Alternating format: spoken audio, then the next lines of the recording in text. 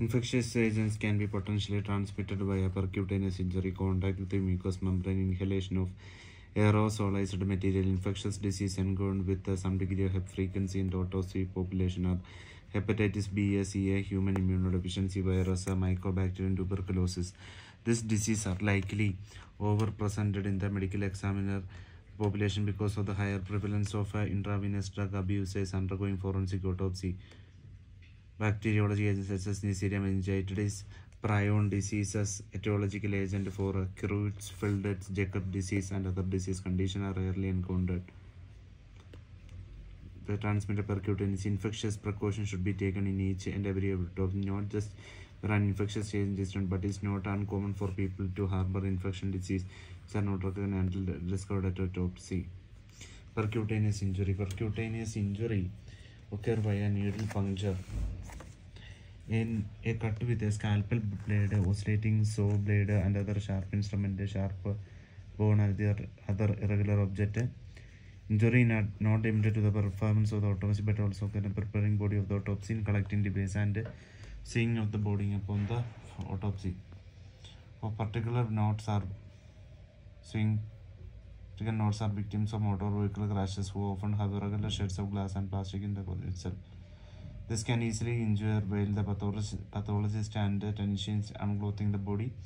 Body may also have irregular shards of bone protruding from open fracture. These shards can be easily teared through latex examination gloves. Other sharp objects encountered at autopsy, including projectile fragments, broken tips, and blades of knives, embedded needles. In cases of gunshot and stab wound, when reviewing the X-ray, it is always helpful to notice whether any of the radio-opaque objects appear sharp and potentially injurious.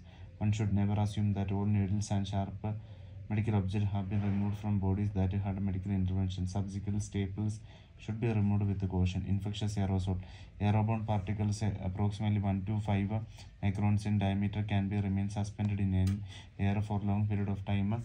If inhaled, they can reach the pulmonary alveoli. Aerosols can be generated by oscillating blade of a bone saw and by a fluid aspirator hoses that drain fluid into a sink. Autopsy generated droplet more than 5 microns may have also potential to transmit infection if they are inhaled or ingested. Many bacteriological agents can be aerosolized and hence transmitted, include mycobacterium, tuberculosis, rabies, plague, legionella, meningococcus, rickettsiosis, coccidioidomycosis, anthrax. Tuberculosis often remains undetected and discovered at autopsy. Personal protective equipment (PPE) helps provide a barrier of protection between the pathologist and the diseased body and the surroundings. Standard autopsy apparel include a surgical cap, mask, scrub, suit, impervious gown, apron with the full sleeves covering a shoe cover, and either goggles and or a face mask for eye protection. Metal or cut resistant synthetic gloves worn along with the surgical gloves can help prevent a cut and laceration, but offer little protection from needle puncture. Although standard surgical masks protect against splashes and their seal against face has leaks, and hence they do not offer protect against aerosolized contamination when there is a risk of inhaling airborne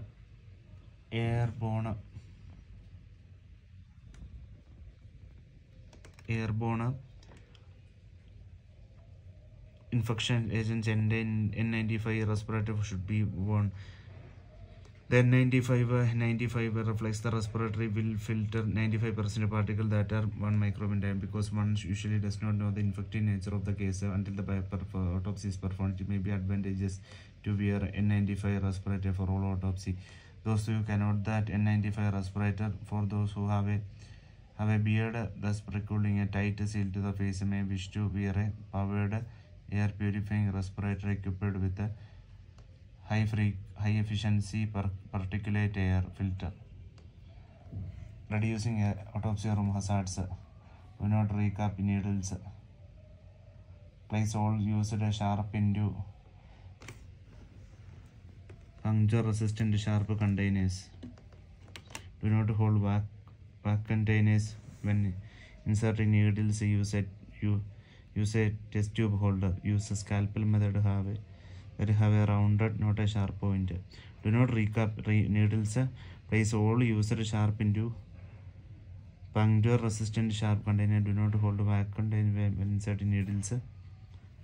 Use the integrated HEPA filter suction system that is available for both sources to help decrease the aerosolization risk. HEPA filter or suction system. Decontaminate autopsy surface and tools with a bleach solution 1:10 100 dilution depending upon the extent of contamination. Vaccination and tuberculosis skin test. Autopsy person can reduce the risk of hepatitis B infection. Currently recommend for all health employee. Furthermore, autopsy person should have a baseline tuberculosis skin test, negative test at a regular interval, not on prior disease. Thank you.